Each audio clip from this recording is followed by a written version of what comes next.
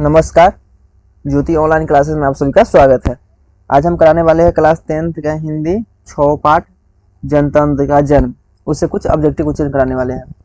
तो चलिए क्वेश्चन पे आते हैं। 1 नंबर क्वेश्चन पे पहला क्वेश्चन है, निम्न में से कौन कविता भारत में जनतंत्र के उदय का जयघोष है? कौन सा है? तो जनतंत्र का जन्म। ऑप्शन इसका डी राइट आंसर हो जाएगा। ऑप्शन डी राइट आंसर हो जाएगा। अगला प्रश्न है, निम्न में से रामधारी सिंह दिनकर की रचना कौन है? रामधारी सिंह दिनकर की रचना कौन है? कौन है? पुकार है। ऑप्शन डी राइट आंसर हो जाएगा इसका। अगला प्रश्न है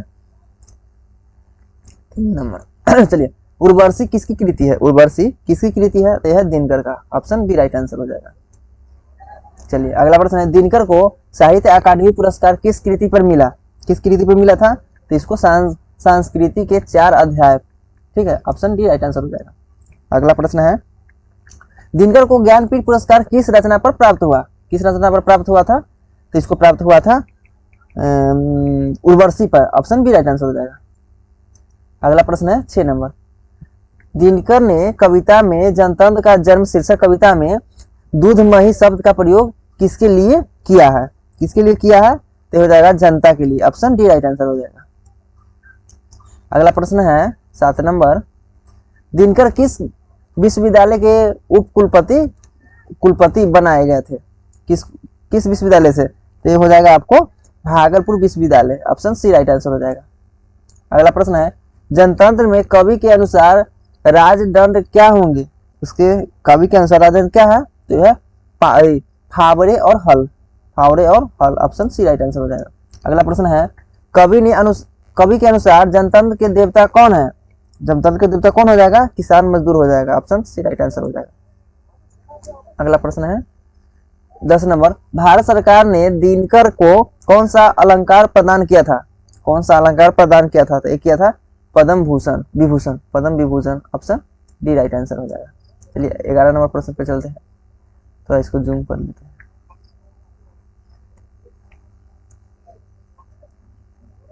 चलिए 11 नंबर प्रश्न है, दिनकर की प्रमुख काव्य कृति है। दिनकर का प्रमुख काव्य कृति क्या है? ये है Renuka, Rasavanti, Kurukshetra. Option D right answer हो जाएगा। चलिए ऑप्शन डी हो जाएगा।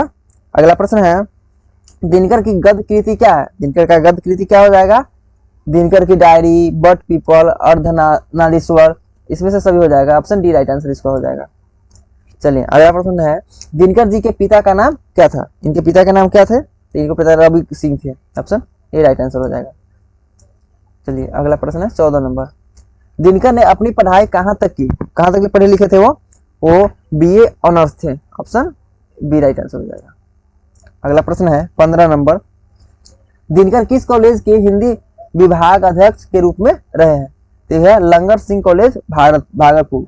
लंगर Singh college Bhagalpur. Option B right answer इसका हो जाएगा। चलिए अगला प्रश्न है 16 नंबर है, सिंहासन खाली करो की जनता आती है किस कविता की पंक्ति है? किस कविता की पंक्ति है? यह है जनतंत्र का जन्म का। ऑप्शन ए राइट आंसर इसका। अगला प्रश्न है, दिनकर जी का निधन कब हुआ था? दिनकर जी का निधन कब हो गया था? इनका निधन हुआ था 24 अप्रैल 1974 ईस्वी की। ऑप्शन डी राइट आंसर हो जाएगा। अगला प्रश्न है 18 नंबर, जनतंत्र का जन्म के कवि कौन है? जनतंत्र के जन्म का कवि कौन है? तो रामधारी सिंह दिनकर जी है। ऑप्शन ए राइट आंसर हो जाएगा। चलिए अगला प्रश्न है, दिनकर का जन्म कब हुआ? दिनकर का जन्म कब हुआ था? तो 23 सितंबर 1908 ईस्वी को हुआ था। ऑप्शन बी राइट आंसर हो जाएगा। अगला प्रश्न है 20 नंबर, दिनकर का जन्म कहाँ हुआ? दिनकर का जन्म कहाँ हुआ था? तो ये होता सिमरिया बेगूसराय में। ऑप्शन डी राइट आंसर हो जाएगा। चलिए अगला प्रश्न है, इनकी प्रारंभिक शिक्षा कहाँ से प्राप्त हुई? कहाँ से हुई थी? इनकी प्रारंभिक शिक्षा हुई थी गांव से। ऑप्शन सी राइट आंसर हो जाएगा। अगला प्रश्न है 22 नंबर, दिनकर की किस रचना में कर्ण को नायक बनाया गया है? कर्ण को नायक बनाया गया है कौन से? रसीम रथी में। ऑप्शन बी राइट आंसर हो जाएगा इसका। अगला प्रश्न है, मिट्टी की ओर कृति है किसकी कृति है? ये हो जाएगा आपको गद्य है, तो इसके बी ऑप्शन हो जाएगा। चलिए अगला प्रश्न है, मिट्टी की अबोध सूरत मूर्ति कौन है? मिट्टी की अबोध मूर्ति कौन है? तो कौन हो जाएगा? जनता हो जाएगा। Option B right answer. अगला प्रश्न है, दिनकर जी के माता का नाम क्या था? दिनकर जी के माता का नाम क्या था? मनरूप देवी था। Option C right answer. अगला प्रश्न है 26 नंबर, कवि के अनुसार देवता कहाँ मिलेंगे? कवि के अनुसार देवता कहाँ मिलेंगे? तो खेतों में मिलेंगे, कवि के अनुसार है सी, ऑप्शन सी हो जाएगा इसका राइट आंसर। चलिए अगला प्रश्न है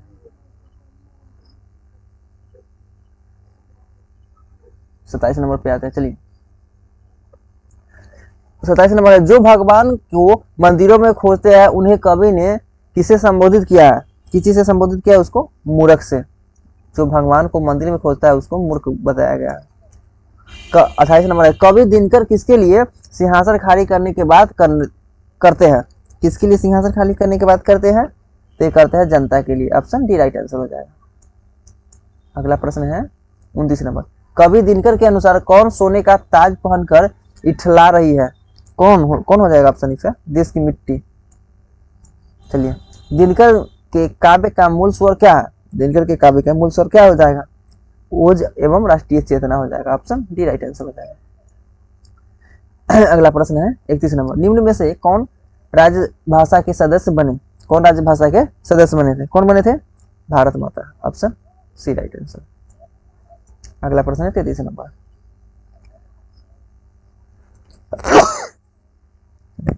सर्दियों की ठंडी बुझी राख सुगबुगा उठी मिट्टी सोने का ताज पहन इठलाती है, यह पंक्ति है क्या? किसी की पंक्ति है?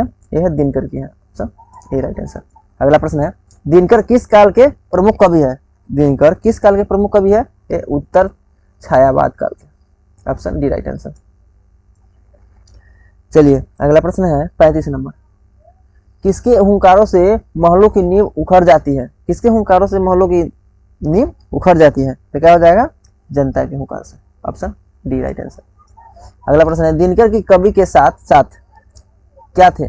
दिनकर जी कवि के साथ साथ में क्या थे? दिनकर कवि के साथ में गद्यकार भी थे।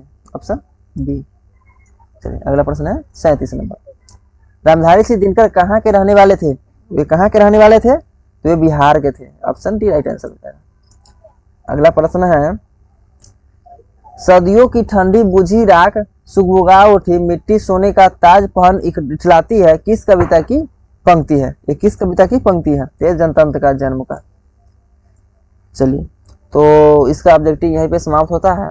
अगर वीडियो अच्छा लगा होगा तो लाइक सब्सक्राइब और शेयर कीजिएगा। Thank you.